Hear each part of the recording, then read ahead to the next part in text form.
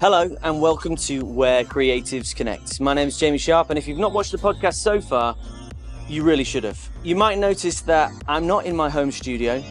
I'm actually quite far away from home right now. I'm in Dubai, but I'm not just in Dubai. I'm in Q's Bar in Dubai, but I'm not just in Q's Bar in Dubai. I'm with the legend, the drummer, the entrepreneur, Dante Kennedy. How are you doing, man? I'm doing good, Jamie. Thank you so much for Thank doing you, bro. this. Appreciate you, man. Um, Thank you. Thank you, firstly, for seeing me, because they won't know this, but it is 2:15 in the morning. It sure is. And I only messaged you about this about a week ago. A week ago. And you were so kind.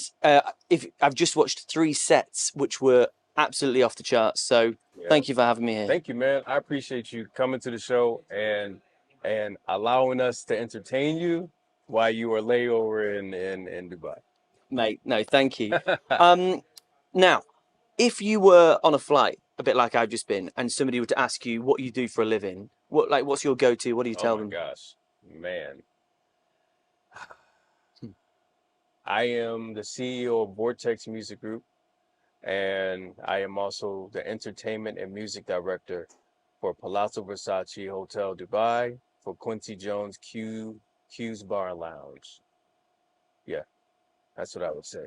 That alone starts a whole different type of conversation. And I love to see where it goes, because sometimes it can go anywhere depending on the interest of the person. I like that. And do you ever, if somebody, say it was somebody tonight that has seen you play, do you ever kind of cater that answer a little bit differently because they've seen what you do in one respect? Do you ever kind of give a bit more weighting to, V4texx more, or? Yes, now leaning more towards the V4texx brand, because that's what's contracted to provide all the entertainment for Q's. So just to make sure my brand is gaining its notoriety, yes, I am leaning more towards what V4texx is doing, because I want people to know that, what we're doing here matters, and we're not being undermined by, choosing my words wisely, just making sure that we're getting some respect with the momentum that we're gaining right now. That's imperative, and the rest will show. Just trying to convince people that music can really go a long way if it's respected correctly. I love that. Something that I've just picked up on speaking and listening to you speak to your other musicians tonight is you had the phrase "family comes first." Oh yeah, man. And that alone is not present in every walk of life. It's career is first, the job is first, the project is 1st. Is that something that you've always stood by, or is it something you've learned over time? 100%. 100%.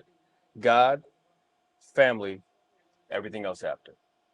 I'm a core believer in foundational work, infrastructure, the foundation of that, what you're planted on matters.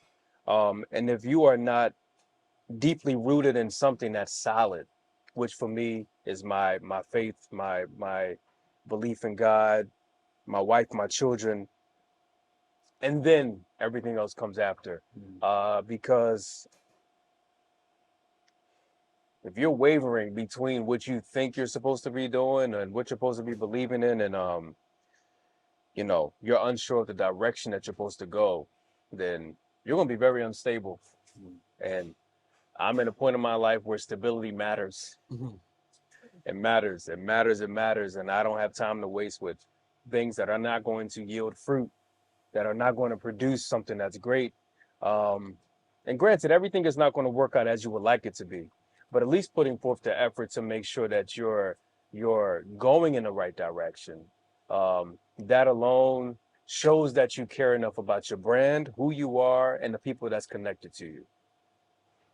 That's very wise words, and the respect that you have for yourself within that, but also for your other musicians, shows in abundance tonight. Oh, yeah. You don't get that connection on stage without having that respect, that mutual respect there. It's amazing. Yeah, I love my guys. Now, you very humbly just brushed over the fact that you're musical director for Quincy Jones's bar. How on earth did that come about? Okay, so 2018, I got hired by Quincy and his team to come here and play drums for an artist here, and amazing musicians I came here with the first year. Ash on guitar, Aspen playing keyboard, Rogelio was singing. And then fast forward, we came back 2020. I was then asked to be the music director for Rogelio's second residency here.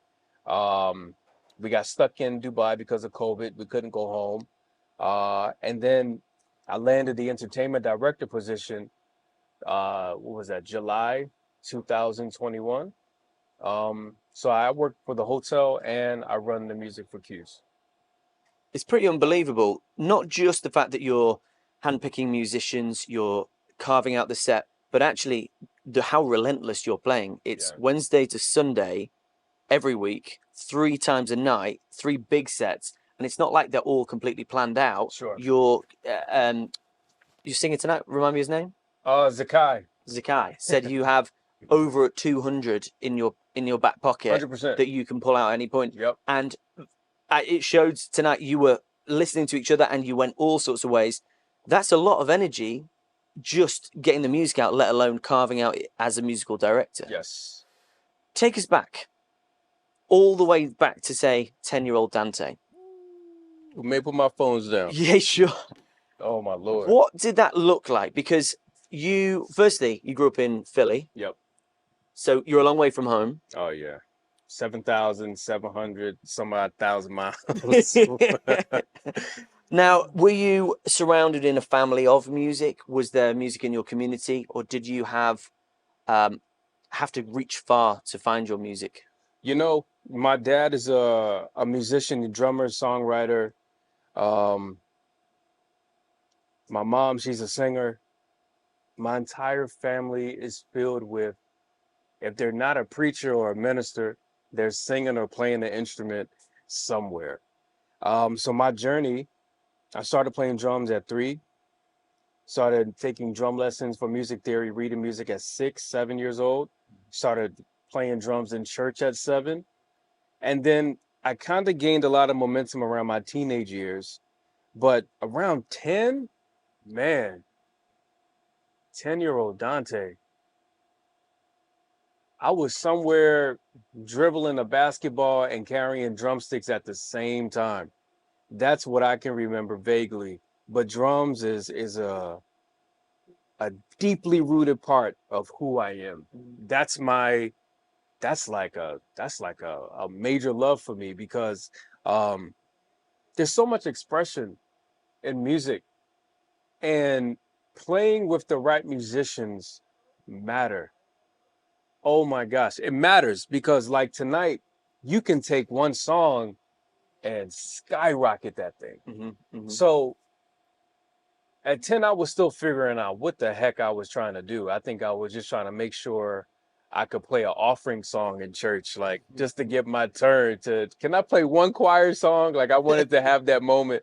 Because at 10, it's like, all right, Dante, you can play when they're passing the collection plate around. Like that was my song, my little 2-minute moment. I'm with you. But man, you know, fast forward 13 years old, my dad had a MPC 2000 drum machine with the floppy disk. Oh, wow. All the sounds on it. Okay. Bro, my dad brought me that. He brought that home and he showed me how to make beats sitting in the dining room. And I was touching the pads and loading up sounds, 13. And ended up getting okay with it. Mm. So I created a beat for this hip hop group out of Delaware. Man, we ended up on the radio. I was 13 years old. 13? Yeah, I was 13 years old with a song on the radio, man. Did you realize how big that was at the time? No. No. I was just, I would go to school and tell my friends, oh, you're lying. And I was like, no, I'm serious. It's no Instagram or YouTube. I mean, of course. YouTube was popping, but we wasn't into like posting. Mm-hmm. Man, we had flip phones with cameras you had to attach to the bottom of the phone. Nobody's paying that no attention. So anything I was doing outside of school was hard to go back to school and be like, guys, you won't believe what just happened. Yeah, it's crazy. That's unreal. Yeah. Now, you've talked about your family. You've talked about the church as being supporters of music and kind of allows, it's a bit of a gateway into what is possible. When you were that sort of age, or maybe even a bit older, did you have any idols or any older people in your life that were kind of leading a bit of a pathway that you could follow musically? Well, I paid attention to my dad a lot. He's a Grammy-nominated musician for a phenomenal, historic, legendary group called Wilmington Chester Mass Choir throughout the tri-state area from where I'm from. My dad, number one. My cousin Harvey Mason, he's a famous jazz drummer for a group called Foreplay. I love his work. And I love Miles Davis. Like, when I say he's probably my favorite musician, any musician that could turn their back to the crowd and still captivate their attention with big, broad shoulder pads. And come on, man, just his stage presence alone demands you to pay attention to him. There's so many musicians that I could just name, and I would feel terrible if I go back and watch this interview and be like, oh my gosh, I should have remembered this person. Yeah. But I will say this, from my generation of musicians, my cousin Mike Nelson, he's a drummer for Wiz Khalifa right now, killing. My guy Kareem Thompson, he is playing for this country hip hop artist named Struggle Jennings. Kendall Lewis and Manny Dominic, my cousin Manny. All right, I'm not gonna name nobody else, but these guys are incredible. I mean, like, I've had a lot of time to grow and learn and adjust, and I think just with the people who I know, growing up in Philly, some of the best musicians, John Roberts and Brian Moore, man, these guys really set a standard for us musicians growing up. And to watch them, and then even have an opportunity to shed and practice with some. I'm still trying not to name people, but okay. Man, it's very, you know, I learned a lot growing up from a lot of different people, and I think that's what helped shape me as a musician, is understanding the musicality as a whole and learning from all of these musicians. How can I implement what I learned from them to me, but still make what I've learned from them my own? So I've really taken a lot of information when I listen to music, because I'm not just listening to the drums. I'm not just listening to just what the beat is doing, the cadence, the rhythm. It's all about the lyrical content, the piano, how they're singing, the dynamics and how I'm supposed to crescendo and whatever it is. All of that matters. And getting that start in church, it was just me and the organ player. That's it. Me and the organ player, we had no full band. Maybe on the anniversary, we'll get a guitar player, bass player, call in the percussionist, whatever it is. But just having that intimacy in my basement with the drums, where every day of the week, my dad had me practicing to different genres of music. So Sunday, I would already go to church, so that's easy, gospel. Monday, jazz. Tuesday, hip hop. Wednesday, blues, whatever it could be. Thursday, R&B. Friday, we're going to do rock because it's the weekend, high energy. And then Saturday, we're going to go through everything and plus some fusion. So at one point in my life, around 2007, 2008, I was playing for a rock band, a neo-soul artist, a poet who was a rapper. And almost every day of the week, I had a different genre I was playing. So playing in cues now is exactly that. It was the training ground I went through 10, 15 years ago. Not even 10, 15, almost 20 years ago. Jesus, almost 20 years ago. All of that is now coming full circle now. Funny story, my dad said to me growing up, he said, I was complaining about reading music. And he said, Dante, you have to learn how to read. I was like, I don't want to read music. It's boring. What are these lines and the dots and things and the quarter notes and half note? I don't want to know this stuff. He said, one day, if Quincy Jones calls you,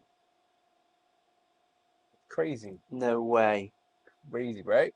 He said, and mind you, Quincy. And do you remember that as well? Or has he reminded you? Was that always something that was playing? I reminded my dad last year when he came to Dubai.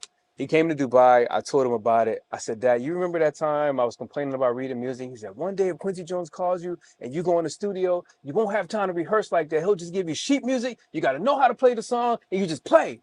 And then, you know, 2018 come, my cousin Max, who's working for Quincy, says, yo, Dante, you want to go to Dubai?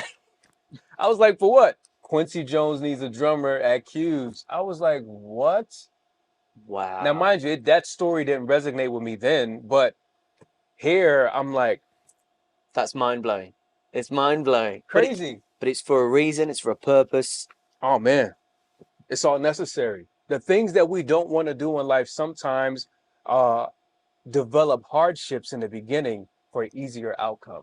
And people don't understand that. They don't want to go through the process because it's hard work.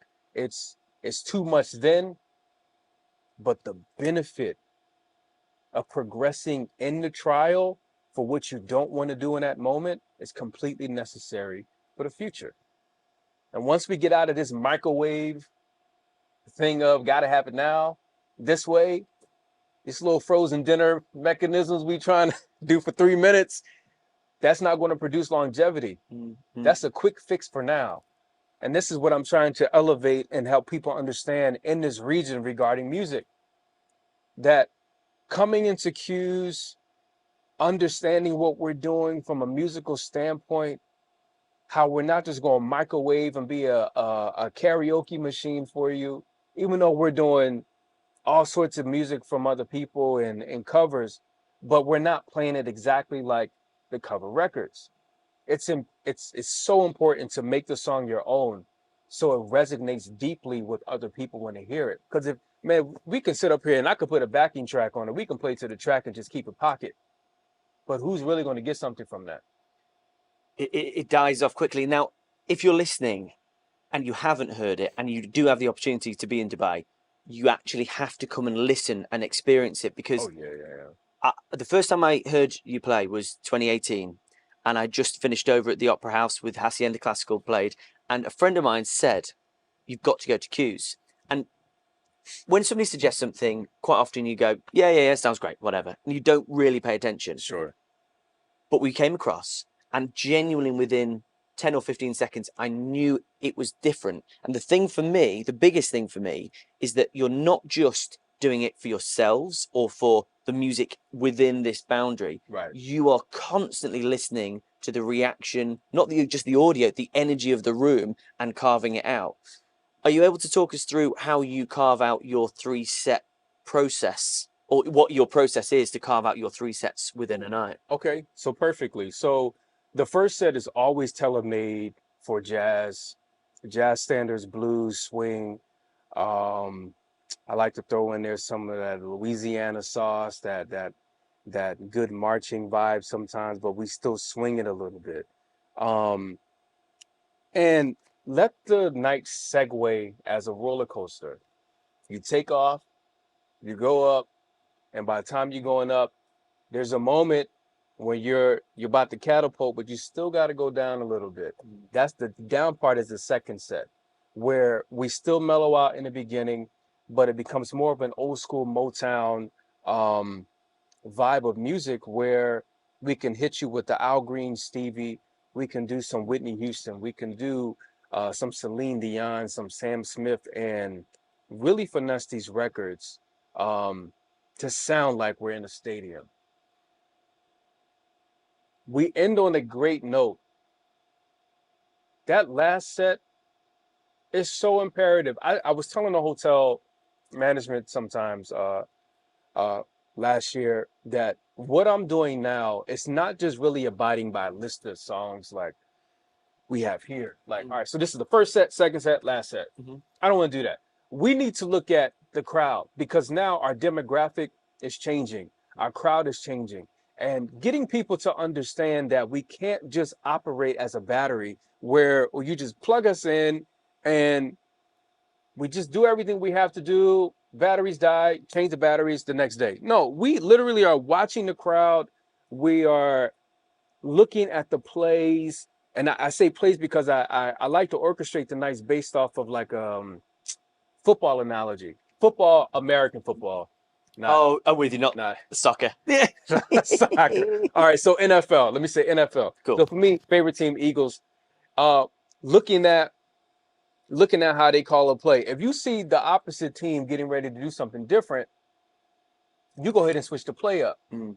If I have a group here sitting in the front with a cigar and wine, that's telling me, okay, let's cut the music back a little bit. Let's not give them too much high energy because I see what mood they're in. So really understanding and learning people is very, very important, because if I'm on tour in the States, people are going to come to my venue, the venue I'm at for different cities throughout the week, whatever it is, and they know what to expect. The show is going to be X, Y, and Z every single night. Here in Q's, we can't do that because this table's from New Zealand, this table's from New Mexico, this table's from the UK, they're from Iran, they're from London, they're from Jersey, they're from Texas. And at this point, it's like, it could really be like a huge brain fart where you're like, oh my gosh, I don't know what to play. But this is where you have to understand you're not going to let who they are dictate what you play. Because if I just make my playlist based off of one table, we're not going to satisfy everybody else. So we need to make sure that we are really incorporating all genres of music, all facets of music, so we please everyone. We can't just tailor make a night based off of what we want, because how selfish is that?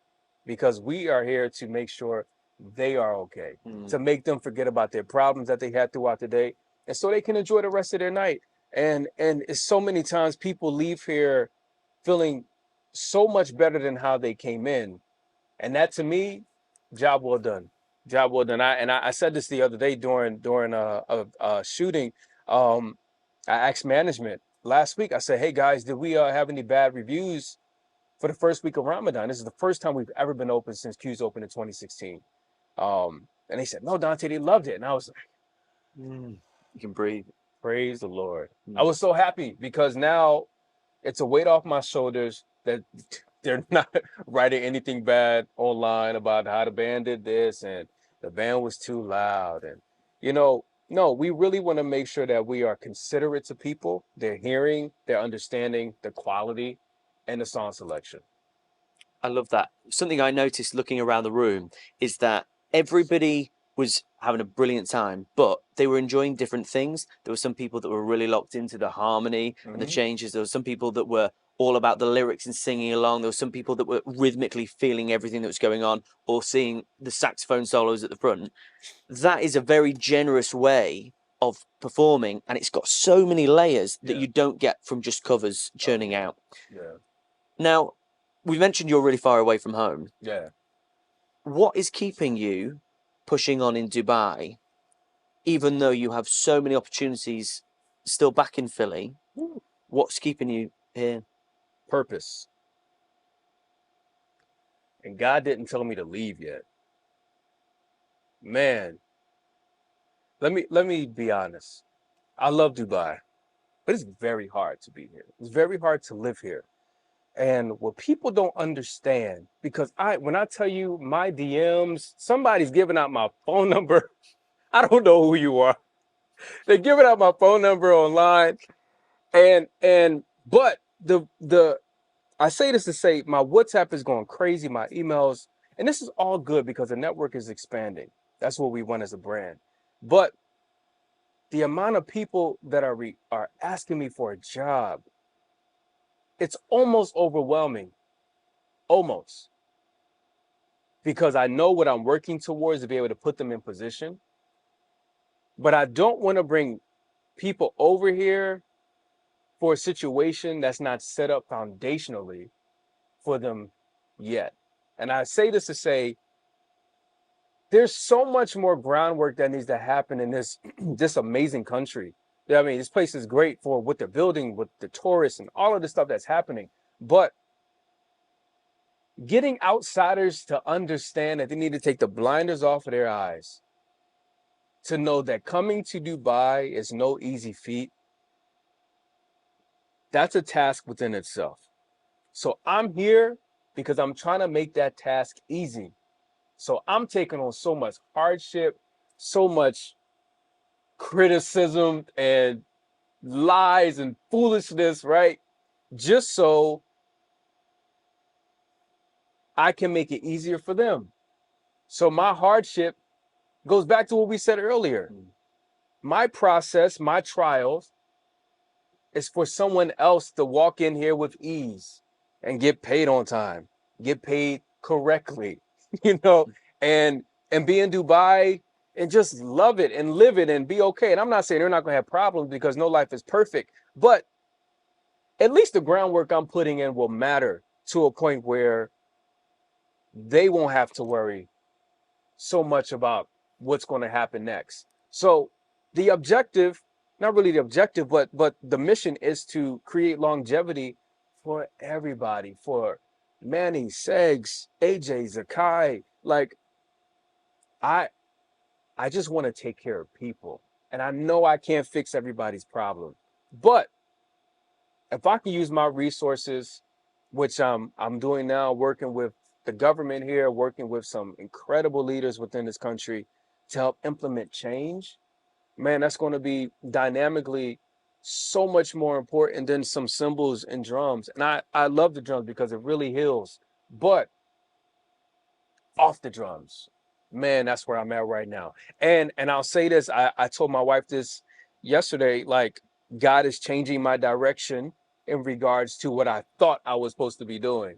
Because I thought it was just going to be drums. Here, y'all, come want to perform in Dubai, come sing at Q's and then go home after 3 months. And the next person come to Dubai and then, no.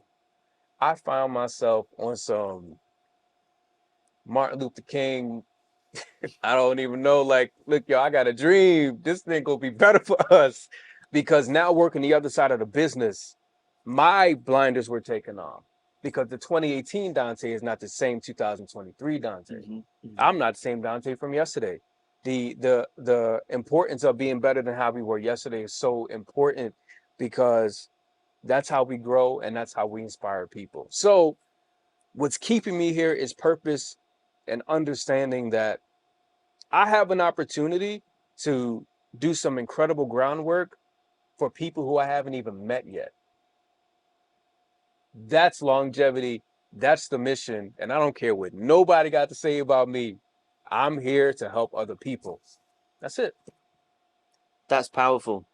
And it's really rare, even if people are thinking it, to actually say it out loud and then act on it. I was trying to wreck my brains there to think who I've sat opposite over a coffee or a beer and actually said, this is what I believe, and then they're doing it. I really can't think of that many people. Oh, man, I'm doing it, man. I don't have time to waste. This is not the season to waste time with people who don't matter.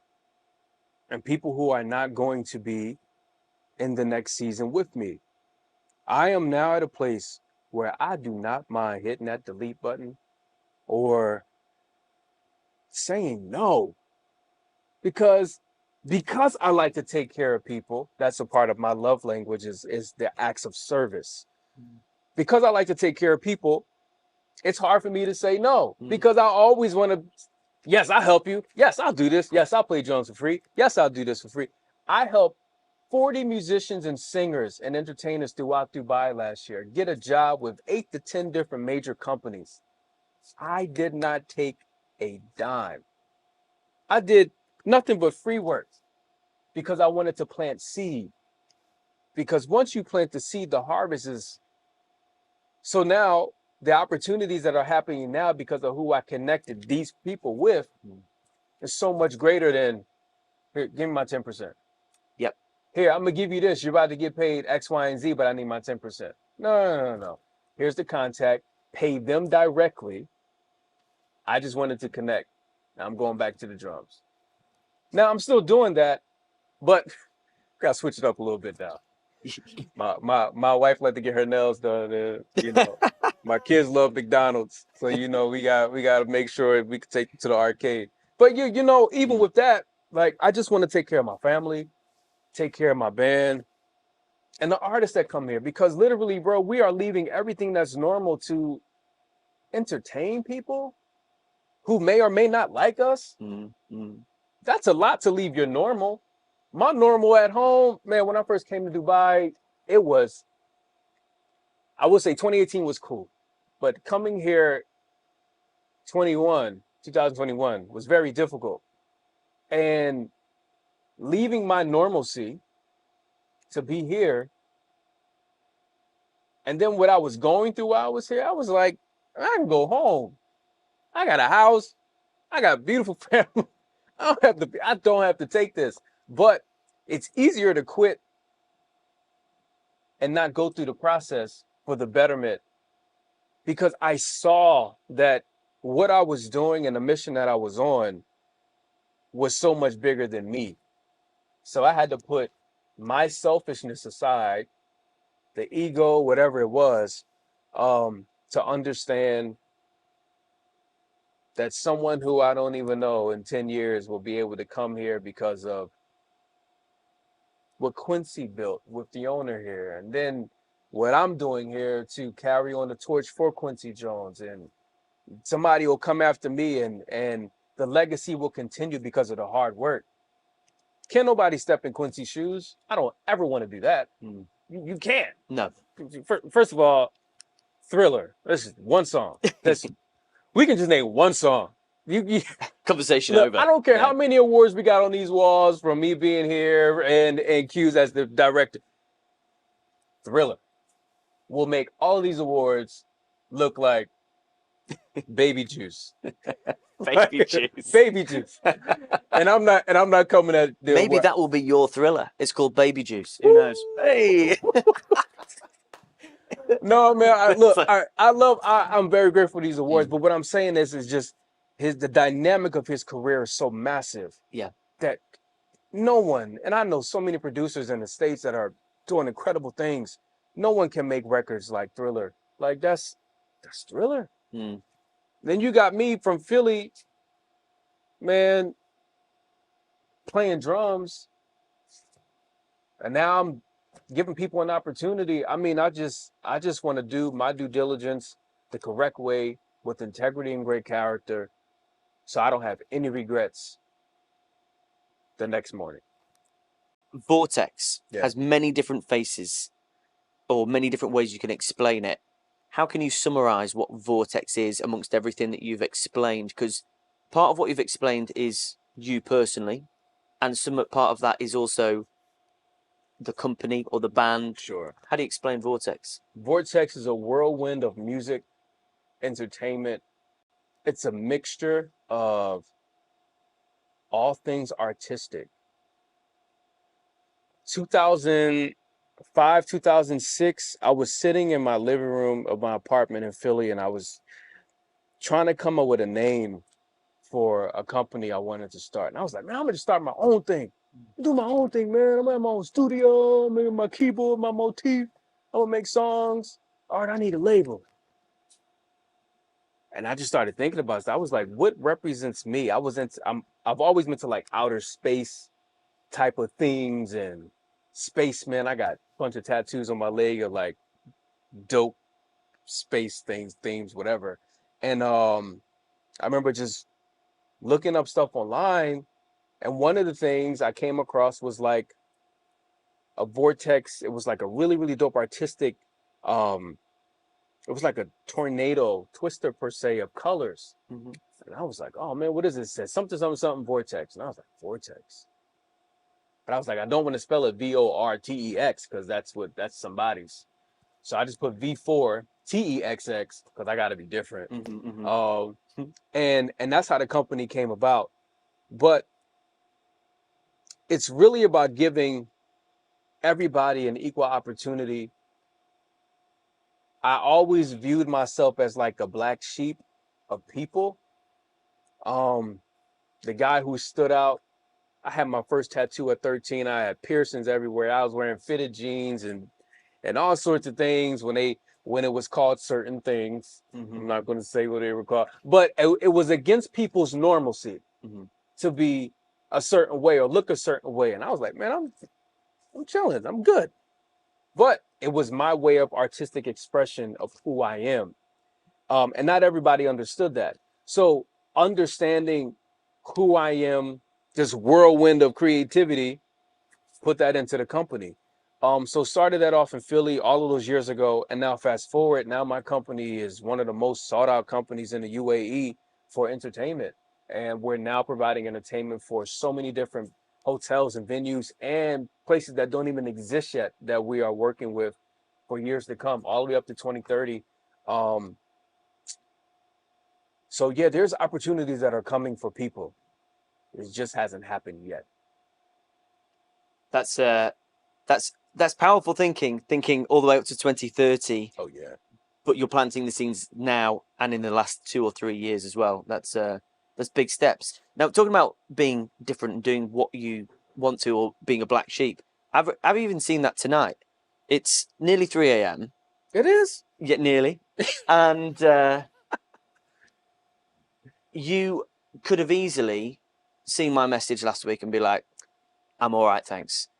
You also, after your show, firstly, you could have gone to bed. Or secondly, we're invited out by probably about 5 different people alone that I saw. How come you so kindly agreed to do this chat with me? Number one, ever since we met and spoken online all these years, you've been genuine. Because man, I meet so many people here that they just come and go. One thing about this country and the people who just meet in general, there's so many talkers and not too many doers. So any opportunity I get to share my version of my story, because there's people telling my story as if they're me, is a great time to have a one-on-one conversation with the likes of you, and for me to air out the necessaries for people who need to be inspired. And man, it didn't matter if you had 1 follower or none or 1,000,000. I still would have said yes, because touching that one person's heart is the most important thing, because you never know who's watching. My dad always told my brother and I, like, you're born with 2 strikes against you. You're black and you're male. And I was like, oh, yeah, you're right. He said, but that 3rd strike is so important, because everybody's watching, especially to see if you're going to fail. And now, with the position that I have here in Dubai, of all places in the world, it's very important to me to make sure that the overall scope of who Dante Kennedy is, like, that matters. That matters to me. No, I can't go out with everybody. No, I'm not going to your house to have a drink. No. So I'm basically darn near the first to be here, and sometimes the last to leave. And sometimes I'm in here till 4, 5, 6 o'clock a.m. working on the show for the next day. Now that I have this amazing team of musicians, it's gotten a lot easier. So I can go home at a decent hour. Sometimes I leave them and they're here. But there's a lot of nights, man, I'm closing up. I wait till my guys leave. They're working in the bar, and make sure they leave. We clear out the room. And I'll work the stage. I'll clean the room, clean up the plugs and water bottles and all sorts of things, because the integrity of how you carry your business is so important to people who look down upon what you know is important to do. And I'm trying to get people to understand outside of this room that the V4texx Band, the artists, the musicality as a whole is really making a difference in Dubai. And there's so many great musicians here. There's so many great musicians in this country, and people who are overlooked. But now it's time to shine a light on the people who are overlooked, the black sheep, and not negate who they are as humans. So it all matters. It all matters, man. I'm really just focused on not disappointing God. Like, that's like a forefront in my mind. I try to keep that there, because that helps with the accountability and how you live your everyday, living a fasted life, instead of doing what you want to do. Because my flesh want to do. Man, if we give into everything our flesh wants to do, we're gonna be ruined. And I want to live a long time, healthy, and doing the best I can for me and my family. Everything you've mentioned so far has been energy out Yeah. to build up other people. Yeah. How do you look after yourself, and how do you make sure up here and in here Man. are okay?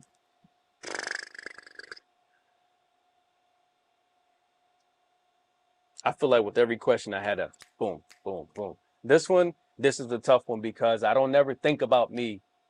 And my family's like, you gotta get your rest, you gotta get your rest, you gotta get your rest. I'm finding the importance of what rest means the past 4 to 6 months.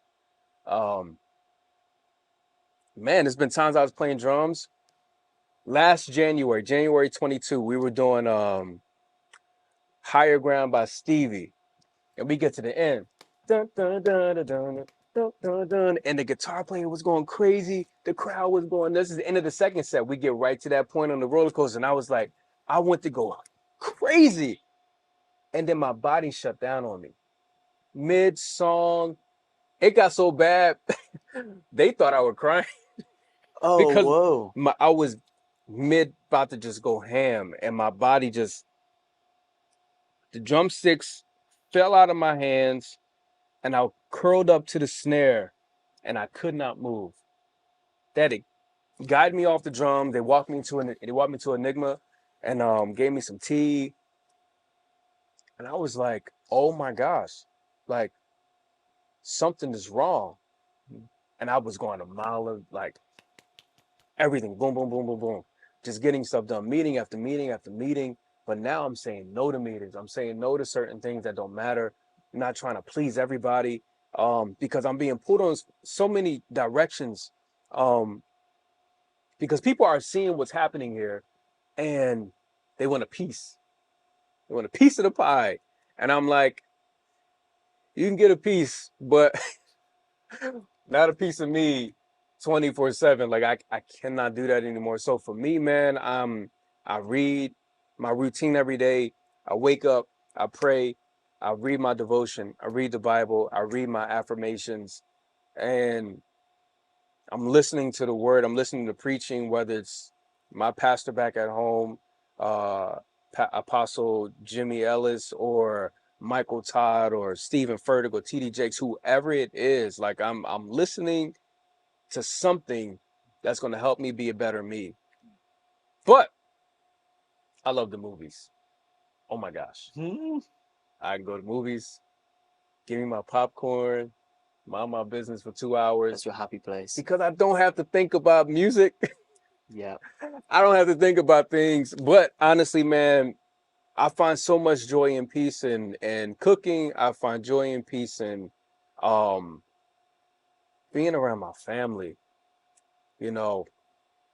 And I remember my wife said to me a couple months ago, she said, "It's so much stuff you're going through there. I really hope when we come back out that we'll bring peace to the storm." And I was like, "You will, just get here, hurry up."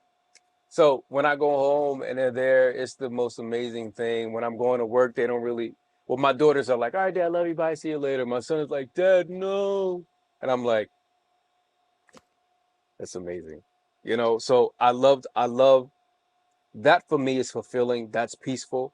I need to do more for me, something that's not the movies or going to Cheesecake Factory. Like I need to do something else, and I'm trying to figure out what that is. But every day I carve out time where it's just me and God and nothing else.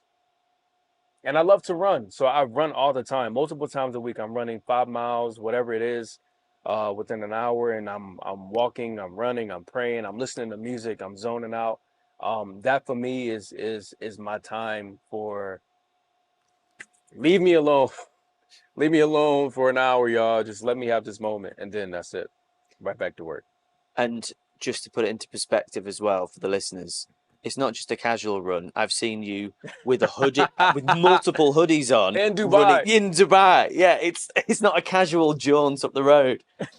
Now, part of the podcast, Okay. one of the traditions is that each guest takes a Polaroid and forwards a question to a future guest so that we find a way of connecting different creators. And we've had actors and TV directors Nice. and different people like that. Okay. Now, I'm going to choose a question for you from one of them, and then you can forward one on for the next person as well. Okay, cool.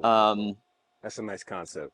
As a creative, this is from Ashley Stillburn, who was the Phantom of the Opera in the West End and in Les Mis. He was down there. So great guy, great guy. As a creative, the pressure and the need to drop important commitments at a moment's notice is inherent. How do you maintain meaningful relationships amidst this kind of turmoil and chaos? Man, you gotta read that again. Yep, me too. Yep, That's a big one. That's great. As a creative, the pressure and the need to drop important commitments at a moment's notice, a bit like leaving your family and everything in Philly to come over here. How do you maintain meaningful relationships amidst all of that chaos? Communication, transparency,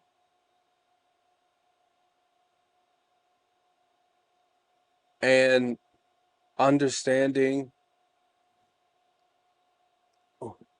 who I need to keep the relationship with. Because mentioning before, knowing who to say no to is important when you still need to be in communication with somebody who you need to say yes to. And having that open line of communication, that is what's going to help sustain the turmoil. When I can go to someone and vent and be transparent when all hell is breaking loose. And hell breaks loose a lot around this area. And man, you know, being a creative, we internally are hard on ourselves because we want perfection with music. We want perfection with rhythms. And man, I messed up tonight a couple times. I caught it and I was like, oh no, I should have did that. But being able to call my wife or call my brother or call my dad or call my mom or whoever it is and be like, yo, I just need to talk. I want to take the cape off for a moment. I don't want to save nobody tonight. Let me take this cape off and vent. And let me tell you, this has happened more often than what I have liked for it to be, because I have planned to quit so many times. And in my mind, I did. I already started my exit plan, but I can't get to the ending. Oh my gosh, Leah and I just talked about this tonight, a couple hours ago. How you can't put a date on the ending because you don't know when it's going to be. So yeah, I can plan what I want to plan, but me abruptly just quitting will directly affect my keyboardist, my guitar player, saxophone player, the artist, the hotel, the people who are actually booking just because of the band. Like, there's a plethora of things that happens and goes into play based on a human reaction. And that split second moment where I'm like, man, I'm done with this place, man. I can go home. I got a beautiful house in Philly. I can be out of this joint. I don't need to be here. That mentality can be very selfish, but man, that's my human moment. That don't mean I'm gonna actually go and do it, even though I want to sometimes, but I'm like, I'm gonna keep going because of purpose. But being able to vent to somebody because of in the moment situations that happen. Jesus went into the synagogue and flipped tables. They was in there gambling and doing all sorts of stuff. What y'all doing here? Whatever it was a moment. Hey, Jesus is the Savior. He's so kind and all of this stuff. No, he had a moment too.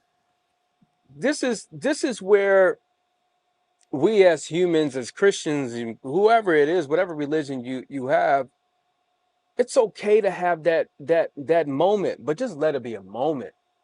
Don't live in the turmoil of anger. because that's going to taint the character. That's going to taint who you are. That's going to taint that third strike my dad told me about. Because I can't come in queues to flip these tables. Times It are wouldn't different. go down well. Times are different.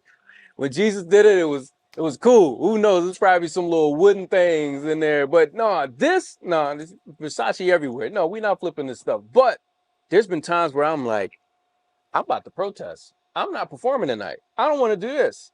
But I can't because the band is watching me. I have to lead. And if I act according to what my flesh wants me to do, it could backfire. So I have to have those people who I can have those transparent conversations with and be like, yo, just let me vent. Even if I'm wrong in my feeling, just let me talk. And then give me constructive criticism tomorrow or after I finish talking. Because, I'm 9 hours, 10 hours, 12 hours ahead of whoever I'm calling back in the States. But it's imperative. You got to have those people that you can confide in so you don't go insane. So you don't mentally go crazy trying to bottle all of that stuff in. Because keep it 100, we don't all like to go see therapists to have those conversations. Plus, we don't want to pay for however much it is an hour. And then who are you really? Yeah. Yeah. What's behind their front? Who Yeah. are you really? And do you have a motive? These are the things we think about. So if I can call my cousin or whoever it is, my cousin Omar, he is a music director for one of the biggest bands in the world called Blackpink. He was here in January, end of January. He went to Abu Dhabi. I picked him up, brought him to Dubai. He stayed with me all week. But the conversations from little Dante, little Omar, the 10-year-old versions, to now 30-something-year-olds, the conversation as men and husbands and music directors for these establishments, these major companies or whatever it is, are different. So our conversations was way different than how we were talking as teenagers. Man, that was a great question. To round things up, I want to let you know that even though in person we've only met twice, Right. You're somebody that I turn to for inspiration whether it be I'm working through the night and I need to get something done. Quite often I know I can turn to whatever you've posted or you've got in your story, and you're probably here, different time zone, but you're probably working and you're grafting. Or it's the inspirational outlook on pretty much everything you summarized today in this conversation. Is there anything that you'd like to say to anybody listening as a final comment?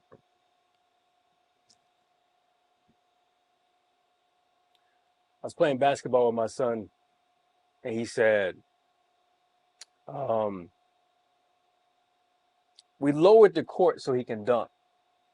He's dunking everywhere, hanging on the roof. Raw, daddy, look at this. And then I got the ball, and I went to the corner and gave it back to him. He shoots it. He's Steph Curry. And he gave it back to me. I shot it. I missed. And I was like, oh, man, I'm done. He said, no, you got to believe in yourself. You could do anything. And I was like, all right. I will leave you with a piece of my 7-year-old. Believe in yourself, no matter what the odds are, no matter the persecution, no matter what people are saying about you. You got to have the mentality of forward thinking, because while they're talking about you, you can be working on something that'll just make them forget about what they were saying in the first place. Being an inspiration to people who need to be inspired has always been my mission statement since 2006 when I did V4texx. And to this day, I firmly believe in being who you are, because that is what truly matters. But cultivating who you are so it grows into something that's more incredible than how you started is far more important. So flooding your mind with knowledge, with wisdom, sometimes getting off social media, read a book. I mean, even if you can't read, listen to a book. You can listen to a book now. It's so easy to learn. It's so easy to learn now. I mean, you got to keep progressing. If we don't progress, we're stagnant. And if we're stagnant, we're not growing. And if we're not growing, we're ignorant to things. And I don't want to be dumb to what's happening. So we need to be able to be a resource for other people to learn from. That's what it is. Thank you so much for your wisdom, your energy, your time. No worries, man. Particularly at 11 minutes past 3 in the morning. Woo, 3:11. 11 is my favorite number. Let's go. That's incredible. I really hope it's not another 5 years before we connect again. Nah, man, all well. But all is well. Thank you again. Thank you, Thank you, man. Appreciate you, man. If you're still listening at home, wherever you are in the world, remember to create with people, connect with people, but most importantly, be exactly you. Bomb. Peace. Nice one, man. That was great. Yes. Thank you, bro. We did it.